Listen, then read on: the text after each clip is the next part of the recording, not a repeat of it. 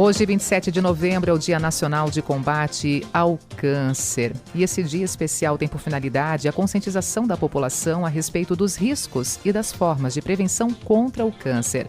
Para falar sobre a prevenção, a luta de pessoas diagnosticadas com a doença e também dos profissionais médicos, está em linha conosco o Dr. Rodrigo Kraft Roveri, ele que é médico oncologista. Doutor Rodrigo, muito bom dia e obrigada por ceder esses minutos aqui para a nossa rádio, a Rádio CBN. Bom dia, doutor Rodrigo. Bom dia, eu que agradeço o convite para estar conversando um pouquinho com vocês aí hoje a respeito dessa data tão importante.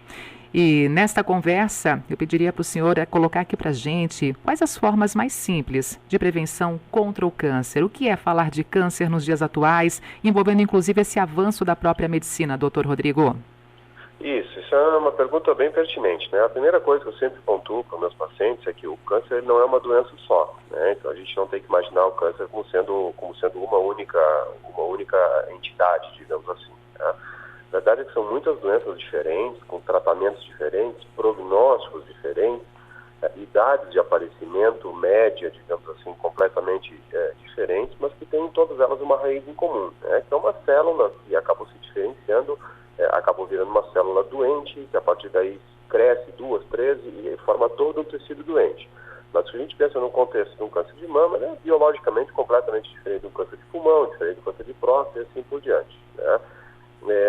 Claro que existem algumas situações que a gente pode eventualmente utilizar e pensar para que a gente diminua ao máximo a nossa probabilidade de ter um tumor, né? Então, a primeira delas, assim, é sempre sendo do cigarro, né? Nitidamente está extremamente associado com tumores de pulmão e tumores de cabeça e pescoço, esôfago e assim por diante. E também se abster do álcool o máximo possível. Sabe que hoje até 6% dos tumores adultos tem relação com o uso de álcool. Fora isso, manter um estilo de vida saudável, né? Tentar manter sempre dentro do peso. A gente sabe que a obesidade é fator predisponente para vários tipos de tumores também. São medidas importantes. Além disso, visitas periódicas ao médico também tendem a beneficiar o paciente numa situação. Doutor, como é que vocês médicos passam a informação do diagnóstico? Bom, eu acho que não tem assim a melhor forma, mas como é que vocês passam essa informação? Como é que é esse momento em que é colocada essa informação em tempo real para o paciente diante do diagnóstico que confirma que ele está com câncer? Nunca é uma situação fácil, né? Porque a palavra por si só assusta. Embora, como eu tenha comentado há uns segundos atrás, são doenças muito diferentes. Então, eventualmente, uma é uma situação de um paciente que está com determinado tumorzinho de pele, pequenininho, que operou, não vai ter problema nenhum. Outra é um paciente no contexto de uma doença bastante avançada, de alguns tipos histológicos bastante agressivos. Mas nunca é uma situação simples. Mas, ao mesmo tempo, a gente sempre tem que dizer para o paciente que, nos casos em que isso cabe, né, obviamente, que existe um tratamento para aquilo e a gente vai fazer de tudo para que esse tratamento tenha sucesso naquele caso. O lado emocional do paciente, doutor, ele é importante, ele é necessário também nessa caminhada diante dessa realidade do diagnóstico? Importantíssimo, né? A gente costuma dizer aí que pelo menos 50% do trabalho é o paciente que tem que estar preparado e pensando positivamente que a coisa realmente vai dar certo, né? Como às vezes converso com os pacientes, assim, é como se fosse um barco. A gente tem que estar todo mundo remando para o mesmo lado, tão forte quanto se possa, né? E a gente tem um inimigo em comum, que é a doença, mas no momento que o paciente veste a camisa do tratamento e faz tudo o que é necessário, as chances de sucesso realmente são muito maiores. O senhor falou há pouco nessa relação com o álcool, com o cigarro. E a relação de casos de câncer na família, doutor, também é um alerta, é um motivo de preocupação a mais para a gente poder fazer esse acompanhamento com toda a saúde plena daquela pessoa, mas se tem um caso de câncer na família, já é um alerta para uma maior preocupação? Depende um pouquinho do câncer, né? Deixa eu tentar explicar um pouco, porque esse assunto ele é bem interessante, mas ele é um pouco mais complexo. Alguns tumores, a maioria dos tumores, grande maioria dos tumores, eles não têm caso genético, né? O que eu quero dizer? Por exemplo, um homem aí com 75 anos, 80 anos, que teve um câncer de próstata, é uma coisa, entre aspas, vamos botar assim de uma maneira bastante geral, entre aspas, normal. É a idade que ele desenvolveria o câncer de próstata, ele foi uma das pessoas que acabou desenvolvendo essa doença que é bastante comum. O que é uma coisa bem diferente de uma paciente que teve uma mãe com câncer de mama com 32 anos, né? Então essas pessoas que principalmente tiveram determinados tipos de tumores jovens, né? Isso ficou bastante famoso há uns anos atrás por causa daquela atriz de Hollywood, Angelina Jolie. Ela acabou fazendo a retirada das mamas por conta de uma história familiar muito forte e a descoberta de um gene chamado BRCA. Essa sim tem que sempre levar o paciente a procurar um médico oncologista ou geneticista para melhor avaliação da sua situação genética, digamos assim.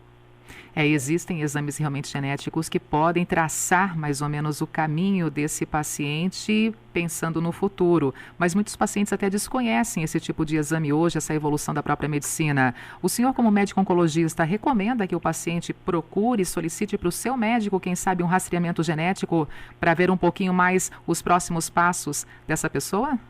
Dependendo da situação, sim, com certeza, né? Dependendo da situação, a indicação de um exame de rastreamento genético é absoluta, né? Tentar dar um exemplo, é uma situação diferente quando, por exemplo, olha, meu pai ou meu avô tiveram um câncer de próstata, né? Para a gente ficar no mesmo exemplo. Que idade que eles tinham? Um tinha 85, outro tinha 90 anos. Será que eu preciso me preocupar com isso?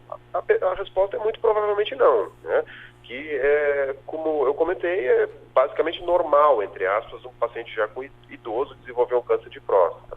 Agora, se a paciente vem para mim e diz assim, olha, minha mãe faleceu com 35 anos com uma neoplasia de mama e a minha tia tem uma neoplasia de ovário com 30 anos. Essa sim é uma pessoa que tem toda a indicação do mundo de fazer um rastreamento genético que potencialmente ela carrega algum gene que aumenta a chance dela de desenvolver esses tumores. E no momento que isso aí é diagnosticado, existe uma série de medidas preventivas que pode se fazer para que ela não desenvolva a doença. Doutor Rodrigo, há pouco aqui, antes de conversar com o senhor, nós também trouxemos aqui em evidência na programação da Rádio CBN a participação de uma matéria da Patrícia Gomes, trazendo o seguinte, que em Santa Catarina, homens morrem mais de câncer do que as mulheres e a saúde do homem é o tema desse Dia Nacional também de Combate ao Câncer. A importância de levar mais esse assunto para o público masculino, doutor, isso se faz necessário porque muitas vezes os homens esquecem de cuidar da própria saúde, comparando com nós mulheres? Eu acho que sim, né? É uma situação que a gente vê com maior frequência, no geral. Os homens são menos preocupados com a própria saúde do que as mulheres, né? As mulheres dificilmente a gente vê mulher que pelo menos não se preocupa em ginecologista 1 ou 2 vezes por ano. E às vezes homens a gente vem, mas há quantos anos o senhor não ia em ninguém? Eu nunca fui na vida, né? Então às vezes pessoas aí com 60 anos que nunca foram a médico na vida, né? Então assim, alguns exames de rastreamento e principalmente assim essas recomendações a respeito de qualidade de vida, de alimentação, exercício físico, isso aí é uma coisa que a longo prazo pode contribuir enormemente, tem um impacto enorme para a diminuição de não só tumores, mas também eventos cardiovasculares na população masculina. Doutor Rodrigo, quanto tempo já como médico oncologista? Uns bons anos já.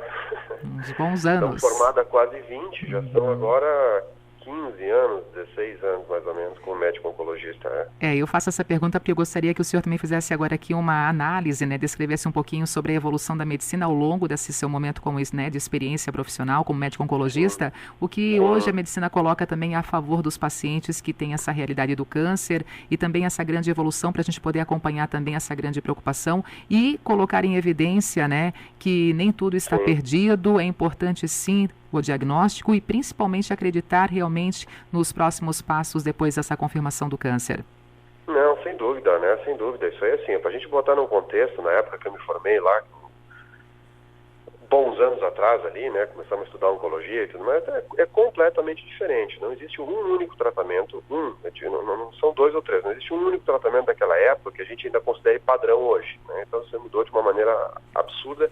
Eu costumo comparar com tecnologia. Como a gente pegar um telefone celular aí de 20 anos atrás, de 15 anos atrás, e comparar com o que a gente tem hoje de mais moderno. Então, assim, é completamente diferente. Hoje, incluso, com o advento de novas terapias-alvo ou imunoterapia, a gente tem pacientes que estão a longo prazo fazendo o tratamento, que estão praticamente com critérios de cura, né? Mesmo num contexto de doença avançada, que é uma coisa que é completamente impensável há tão pouco tempo quanto 5 ou 10 anos atrás. Então, o paciente que recebeu um diagnóstico de uma doença dessa, primeira coisa, assim, não se desesperar, né, e procure um médico oncologista, sempre sabendo assim, que tem muita coisa para ser feita e a probabilidade de sucesso dos tratamentos, claro, né, falando de uma doença extremamente heterogênea, como a gente comentou, do câncer, mas a probabilidade de sucesso do tratamento dependendo do contexto que a gente se vê assim, é muito alta atualmente, né? Então, sempre pensar de uma maneira positiva e procurar um oncologista o quanto antes. Tá certo. Doutor Rodrigo, muito obrigada por nos atender, por conversar conosco aqui nesta manhã de quarta-feira, marcando esse Dia Nacional de Combate ao Câncer. Muito obrigada e um ótimo dia. Eu que agradeço o convite. Foi um prazer estar conversando com vocês. Dr. Rodrigo Kraft Roveri, médico oncologista, em linha conosco então também, falando sobre esse dia importantíssimo, Dia Nacional de Combate ao Câncer. Os principais tipos de câncer que acometem a população brasileira são o câncer de pele, próstata, mama, traqueia, brônquios e pulmão, cólon e reto. E entre as mulheres, o principal causador de mortes é o câncer de mama. Já nos homens, o câncer de pulmão é o maior responsável pelos óbitos. E só pontuando aqui, 27 de novembro, então como colocamos, hoje é o Dia Nacional de Combate ao Câncer. É também, gente, o dia do técnico da segurança do trabalho. E ainda o dia de Nossa Senhora das Graças, lembranças feitas neste 27 de novembro.